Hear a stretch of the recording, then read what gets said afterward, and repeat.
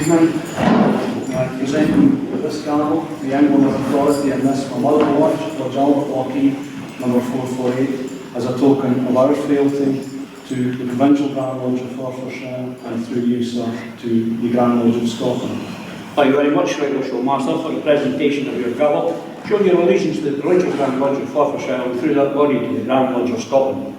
Right Honourable Master, I take this opportunity to thank you and the brethren of Lodge Albert for the excellent welcome myself and the office bearers of Provincial Grand Lodge received on entering your lodge this evening. The brethren are really looking forward to this lecture. Right Worshipful Master,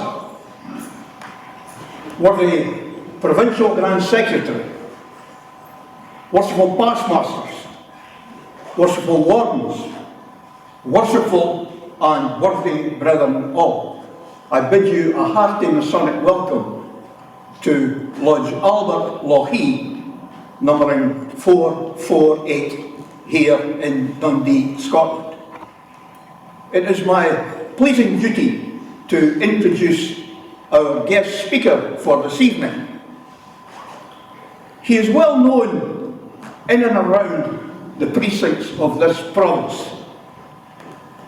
He is known across Scotland, and by the power of the World Wide Web, he's even been known across the globe. He is a past master of this, his mother lodge, Lodge Albert, Lochee, numbering 448 on the roll of the Grand Lodge of Scotland, where he served as master of the lodge in the year 2006, 2008, and is currently serving as the lodge secretary. He is also a past master of his affiliated lodge, Lodge Discovery, numbering 1789 on the roll of the Grand Lodge of Scotland, where he served as master in the year 2011 and has also served as that lodge secretary. He is a past Provincial Grand Secretary of the Provincial Grand Lodge of Forfarshire, where he served that office for 5 years. He has the honour of being an honorary member of 10 other lodges, and he is a member and serving office bearer of many other Masonic organisations. His talk this evening is an account of the 400th anniversary of the oldest Masonic records in the world.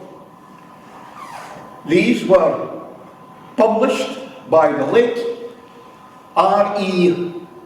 William James, past master of Lodge St John Kilwinning, number 57 on the roll of the Grand Lodge of Scotland. For those of you who have heard our speaker before, I am sure you are well aware of the contents that he produces. And for those of you who have not heard him before, I would like to say that I'm sure you're in for a treat. Brethren, it is my pleasure to present and introduce to you Brother Peter Taylor, past master.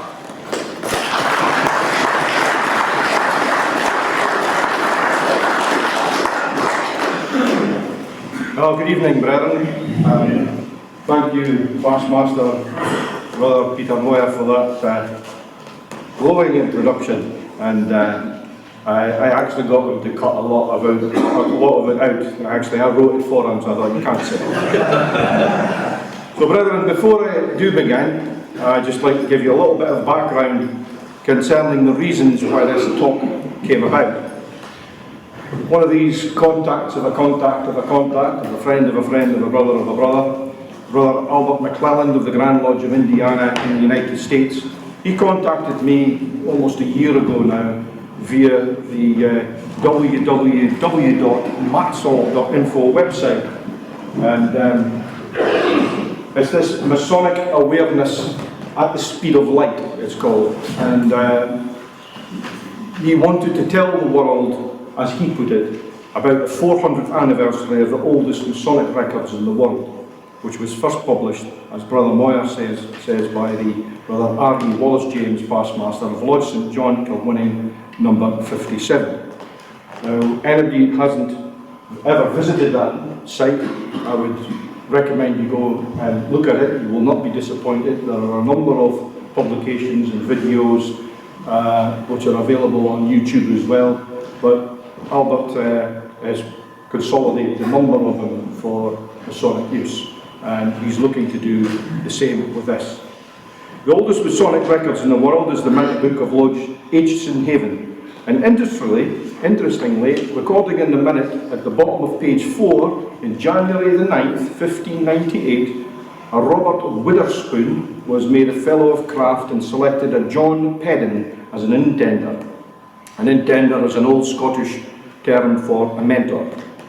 A descendant of Brother John Pedden is Brother Patrick Pedden, past master of Waynedale Lodge number 539, Fort Wayne, Indiana, USA, whose family all came from Scotland, and there's an obvious connection between the craft in Indiana to Scotland through Brother Pedden. Aitchison Haven is obviously particularly very strong connection. So the idea of giving this lecture in true Scottish style, making a short film of it to record and publish forever the story of the minutes.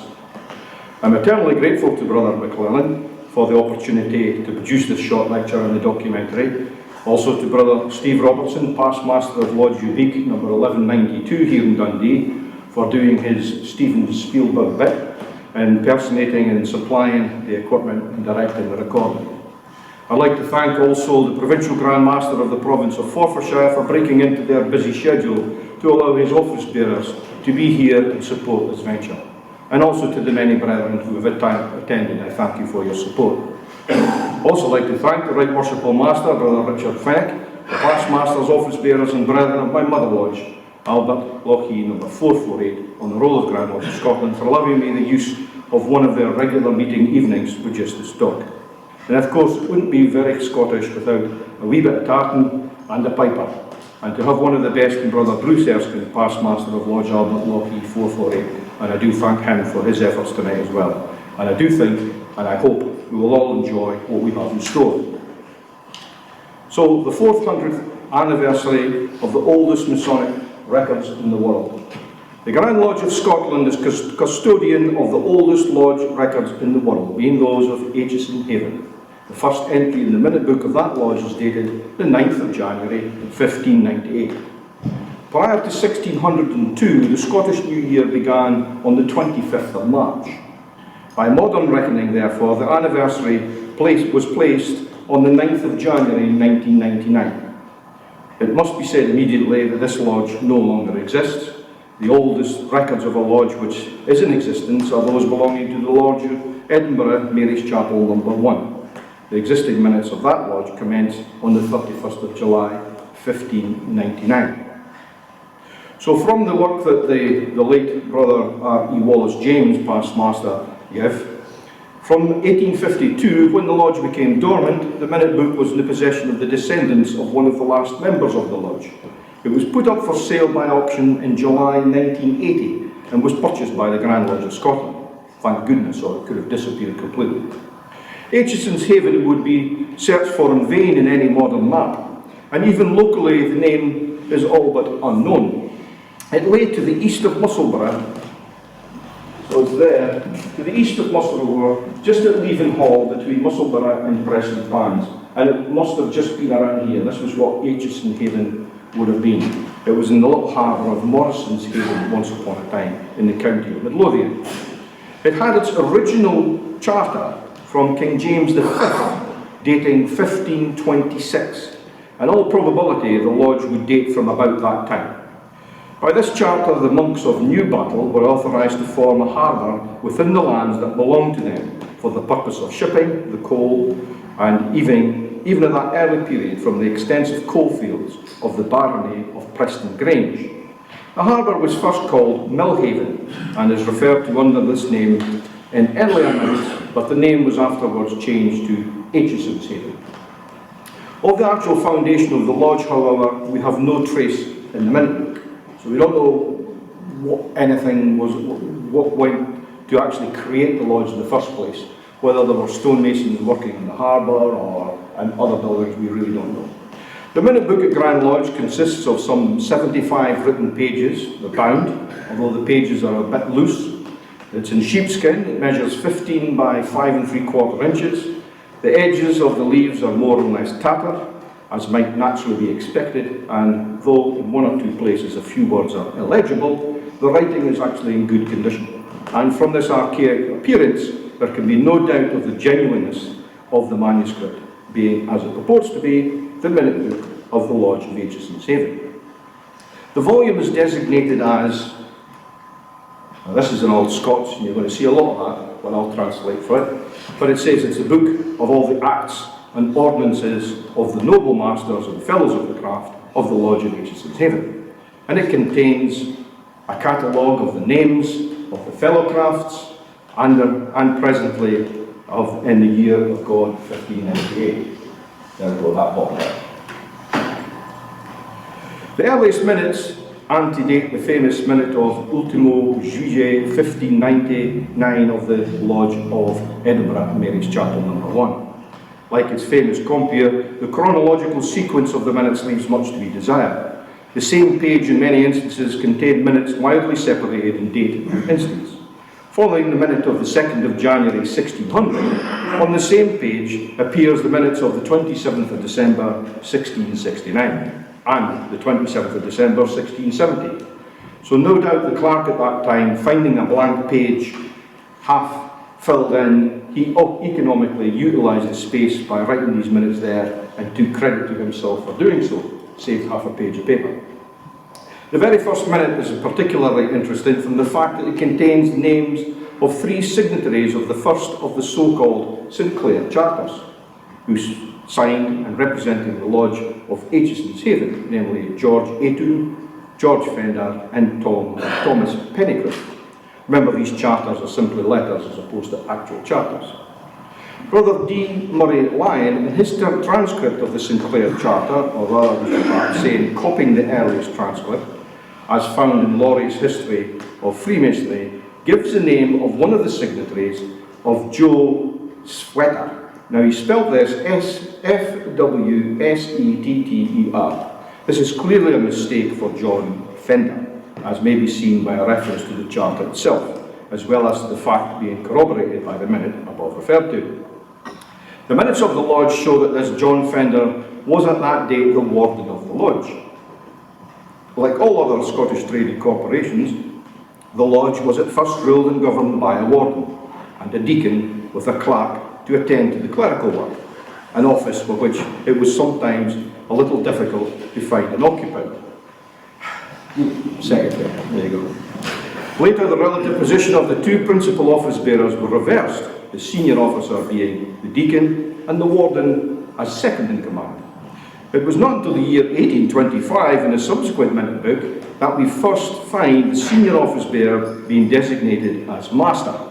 By the 4th decade in the 18th century, we have managers, key keepers, we have other office bearers, we have an office bearer called the keeper of the malt cloth, and we have added to the executive of the Lodge, we now have a treasurer and things like that.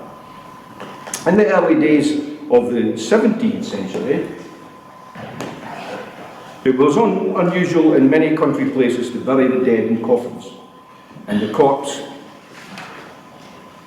on its way to the grave was covered with a pall or black velvet or other material, which belonged usually to the kirk session of the parish, though many societies possessed their own. The cloth was hired out for the use of the parishioners or members of the societies, and this was a source of considerable income to the owners of it, the hire varying according to whether the deceased was a member of the craft or a stranger.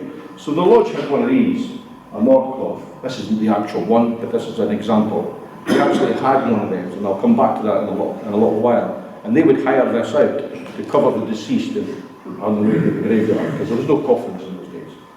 The meetings of the lodge were held at various places in the neighbourhood. So the lodge, although it was called Aitchison Haven, it would meet in Musselburgh, Fisher Row, Inverness, Kirk, met in the church, Prestonpans, Dalkeith and Aitchison Haven. So the lodge actually met in quite a way, Dalkeith to Musselburgh in those days was quite a distance, as well as home base Aitchison Haven. For many years the meeting place was Prestonpans or Musselburgh.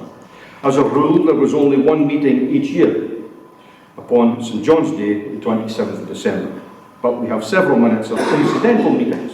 Some of these were meetings of a part of the company or of the committee, and at many of them we find that members were admitted to the craft. So although they only had one official meeting, they actually did admit people into the craft in between times, and they did actually write it down.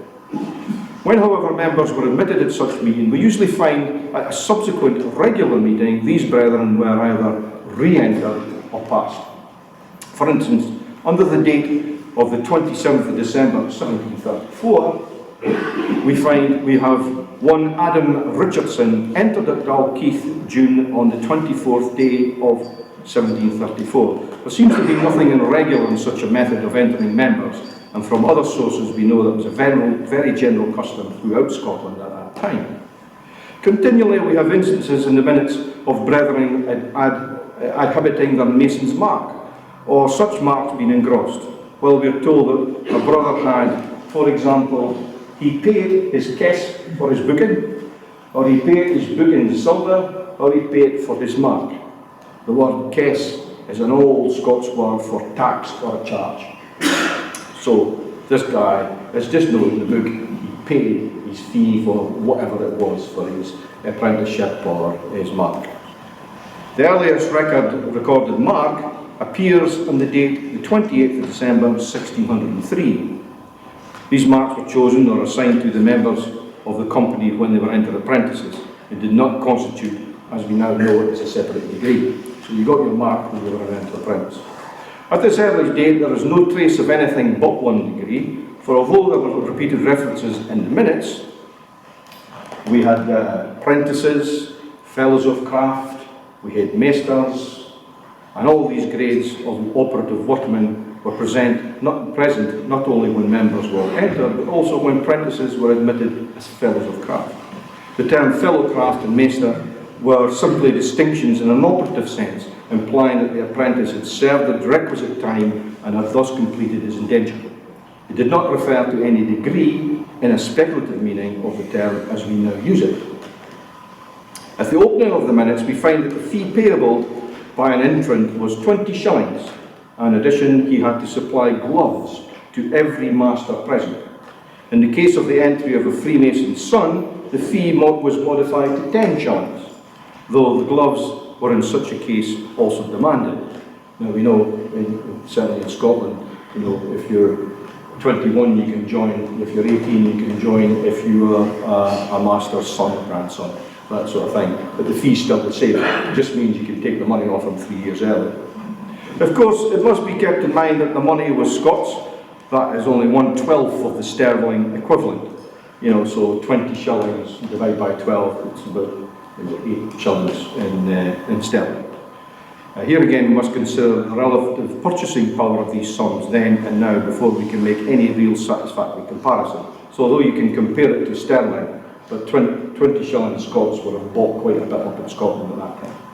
As to the material and price of the gloves, the minutes leave us entirely in the dark, and we only have one contemporary records available if we proceed with investigation in this line. We learn, however, from the minutes of the Lodge of Melrose that in 1695 the price of gloves presented by apprentices there was to be 4 shillings, while fellow crafts had to give gloves of the value of 5 shillings.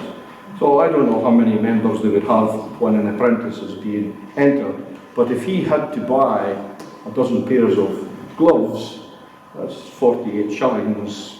But for a young guy of 14, that would have been an awful lot of money, and presumably he borrowed that and had to pay it back. From the minutes we find that apprentices on being admitted chose 2 brethren as tutors or instructors. They were tenders or intenders. which is an old Scottish word for mentors.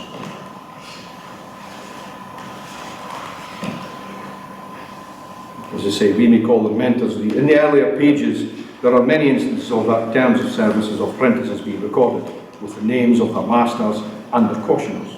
For instance, again, this is an old Scots, where it says, the 27th day of December 1612, on which day the said lodge, John Aitchison, son to William Aitchison, has bound himself to his father for a term of 7 years and 1 year, something illegible, and something illegible, to serve his mother, illegible, for the said term, if God take his father. Now, reading between the lines and putting in a couple of words for the legibles, what that's saying is he bound himself to his father to be an apprentice for 7 years, but if his father dies, he's now bound to his mother to complete his apprenticeship. Okay? And she will oversee that happens. How she does that, it's a lot unclear. Again, under the 3rd of January in 1614, the said lodge, Ninian Montgomery, I think that's Montgomery, but that's how it's written, Montgomery, who is a son to Ninian Montgomery, senior, has bound himself to serve, I think that will be, for a term of 9 years, and shall serve his father and mother during the said term. So that's a 9-year apprenticeship he's bound himself for.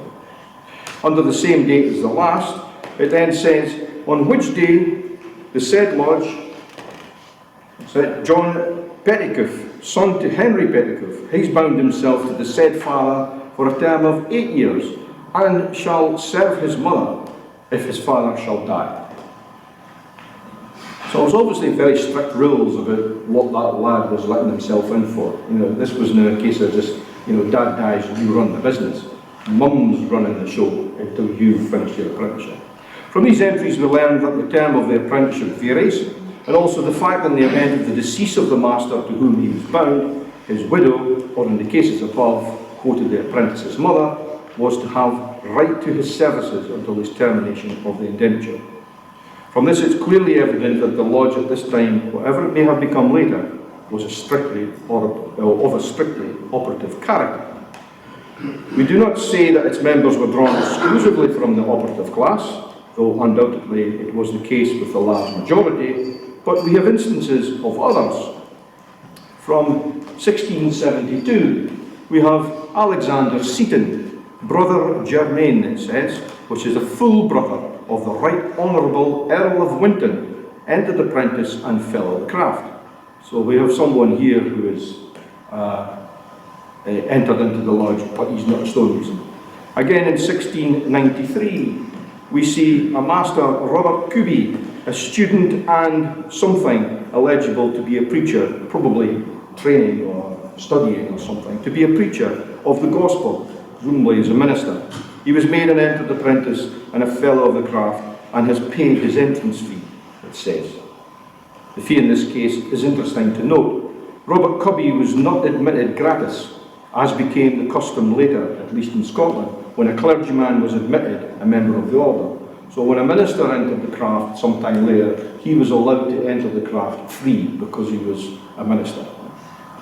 The Earl of Winton, I've just mentioned, was George the Fifth Earl, who was taken prisoner at the Battle of Preston and was sentenced to death in 1716. However, he managed to escape from the Tower of London and he went to Rome, where he died in 1749. It's just an aside. Among the many interesting manuscripts preserved in the archives of the Grand Lodge of Scotland are the minutes of a lodge of Scottish Freemasons existing in Rome in the years 1735, 1736 and 1737, from which we find that the Earl of Winton was himself admitted a Mason under the name which he assumed on his attainder of George Seaton Winton at a meeting held in Giuseppe's. You know what Giuseppe's was? Maybe been a restaurant or something. It sounds like a restaurant. In Giuseppe's in the Corso, Rome, 16th of August 1735. For anyone interested in that, in this piece of history, see Huggins, The Jacobite Lodge in Rome. It was published by the Lodge of Research in Leicester in 1910. That's a good read. Another item of interest in this minute book, we have a copy of the Shaw Statutes engrossed. And it says, the statutes and ordinances to be observed within this realm as set down by William Shaw, master of the said craft, with the consent of the afterwards specified masters, drawn up by William Shaw in the year 1598, and a copy was sent to all the lodges for their guidance. William Shaw was born in 1550 and was in the year 1584 appointed the Master of Work by King James VI. He held the appointment until his death in 1602. The copy in this minute book differs very little from that found in other minute books, and the differences may all be attributed to errors of the copies. We find in these minutes one or two cases of the breach of these statutes and ordinances, recorded as fines imposed in consequence thereof. For example, on the 20th day of November in the year of God, 1599, the brethren, having been convened and find that William Miller had committed an offence or act for which he was convicted, now conforms to those general acts and binds himself never to take an apprentice without the consent of the Master of the Lodge of Aitchison's heaven. So we can assume from that he's taken an apprentice on and he hasn't had permission to do it. Again, under that date, on the 7th day of January in the year of God 1600, and found Thomas, somebody can't quite see his name, to have a cowan in his company, and it was ordered that he should pay £10 for his offence. And even £10 Scots in 1600 must have been a lot of money. So it's not my intention to write a complete transcript of the minute book, but to give a copy of some of the earlier and more interesting minutes. Before reverting to the minutes themselves, might point out that the earliest minute is dated the 9th of January 1598, and the latest is 1764, covering a period of 160 years. We're not going to go through them all, you'll be pleased to learn. The subsequent minute book, the one to which Brother D. Murray Lyon refers, is said to date from 1636. This statement requires some explanation. It is true that that book commences with a copy of the Falkland Statutes, which are dated the 26th day of October 1636, together with a copy of the Shaw Statutes of 1599, the old charges of the date 1666, and various other writings to which Brother Murray Lyon makes reference to in his History of Freemasonry. But the regular minutes of the Lodge only begin from the year 1769 and extended to December 1852, when the Lodge became dormant and was subsequently declared extinct. There is thus no overlapping of minutes of the two books as might as first be supposed.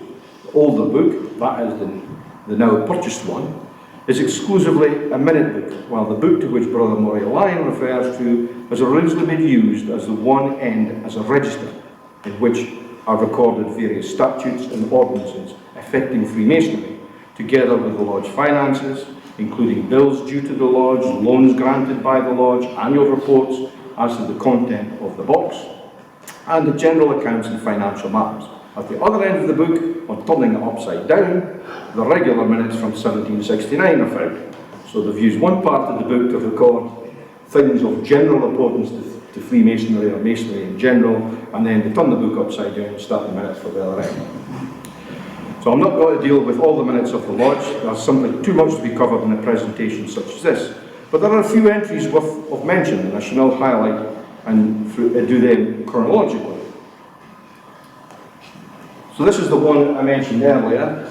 On the 9th day of January, the year of God, 1598, on which day Robert Witherspoon was made a Fellow of the Craft in the presence of William Aitchison Sr., John Fender, being Warden, John Pedden, Thomas Pennycroft, John Crawford, George Aitchison, William Aitchison Jr., Henry Pennycroft, being all Fellows of Craft, on which day he chose George Aitchison and John Pedden to be his intenders and instructors, and also the said Robert paid his 20 shillings and his gloves to every mason. So the John Pedden that we are mentioning here, where it is, the highlight in there, that's the lad whose ancestor is a past master of the Lodge in Indiana. So that's why these are particular interest to Indiana Masons. Another interesting entry on the 20th day of December, on which day a division of the Lodge was made between Millhaven and Newbattle. So what's to be understood by this minute? Was it that a new lodge was formed at Newbattle, of which however there's no record in Grand Lodge archives? Or was it simply a division to facilitate the entry of brethren at the latter place? New Battle, as it is now called, being about 5 miles distant from Aitchison's Haven. Here is an interesting entry concerning the fining of brethren. So it says, the brethren of Lodge Aitchison's Haven, having been convened and have chosen John Pettigrew to be warden, and Thomas Ayton deacon for this year, James Pettigrew, treasurer, and Henry Pettigrew. Don't know if these names are all the same, but we've just written them down there for and it says illegible but presumed to be the mortcloth. The brethren of the lodge agree that whosoever is absent at a meeting when the lodge has been convened shall be fined 1 merk or 13 shillings, regardless of the reason. Now, I wonder how that would work today, fining office bearers for not turning up to meetings. No, it's a motion, I think. The entry refers to the purchase of a new mortcloth. So I mentioned the mortcloth earlier that the lodge would rent out. And this is what's written. It says, on the 7th day of July 1642, all of the masters of the lodge convened and bought a mortcloth extending to £200 Scots money, and the underwritten master willingly contributed for the good of the box, and their names are listed below. And then it goes on to say, Thomas Ayton, 30 shillings, Adam Johnson, 20 shillings, James Lithgow, 22, Adam Calderwood, 27. No. So they all contributed to buy this mortcloth, because they obviously saw it as a particularly important thing that the lodge should have for the community. And presumably they thought it was generating some money. So it might seem as a peculiar bit of lodge paraphernalia to us today, but it was considered important enough for the masters in the lodge back in 1646 that they dipped into their own pockets to help pay for it. Here's an indication of some ritual, perhaps. And it says, oh, have I jumped on?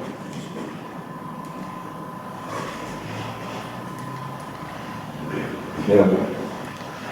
On the 27th day, it says, of December in the year 1646 at Inveresk, that if any copies shall be found on any person who has kept the said book after the specified time, he shall pay the sum of £40 Scots money, and the said person will be derived of all association with the society of the company, which I take it to mean he was expelled.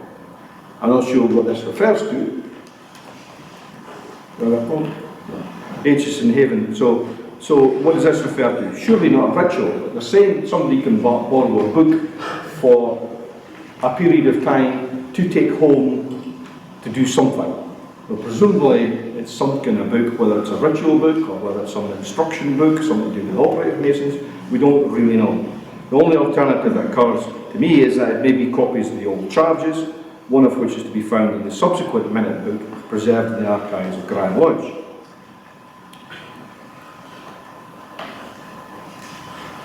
We then go on to say, on the 27th day of 1661, the whole company being convened, they have created an act to be kept and observed by all the masons of the said lodge, that no entered apprentice be entered on St. John's Day, under the penalty of £40 Scots money.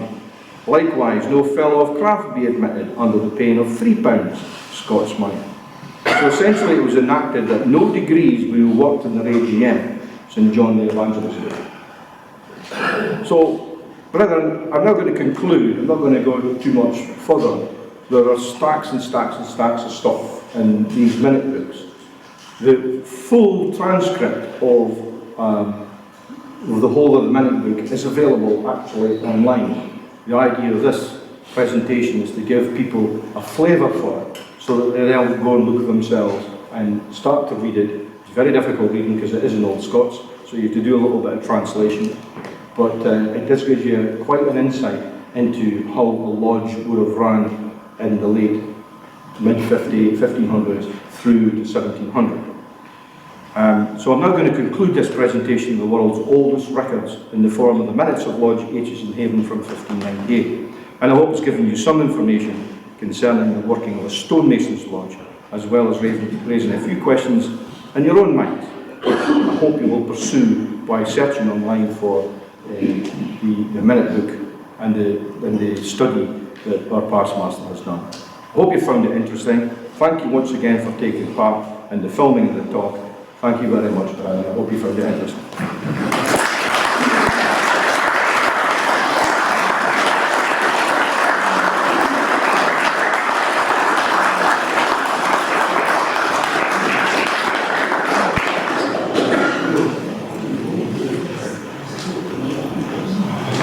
If anybody's got a burning question to ask, we can try and answer it. But as I say, I would encourage you to seek out the information that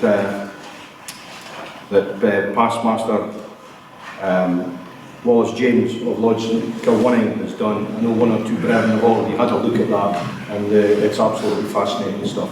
I've only picked out some of the parts of it to give you a taste for it, and hopefully you'll go and look for yourself. Thank you. The transcript's not on that website yet, but it is available online. I can give you the details. You can find it online and have a good read of it yourself. There's an awful lot of information. It is really hard going. As I say, it's all in Old Scots like that, and so if you want to trawl through that, it's not easy, but it's enlightening.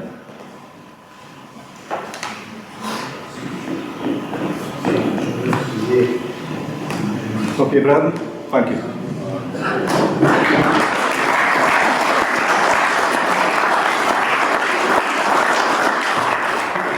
Master Taylor, can I take this opportunity on behalf of the brethren present here this evening to thank you for the time you've taken to research this and to present it this evening, and I hope the brethren overseas who get to view the video enjoy it very much. I'm not sure if it will be presented with subtitles, but I'm sure we'll get much enjoyment out of it. So on behalf of the brethren here, thank you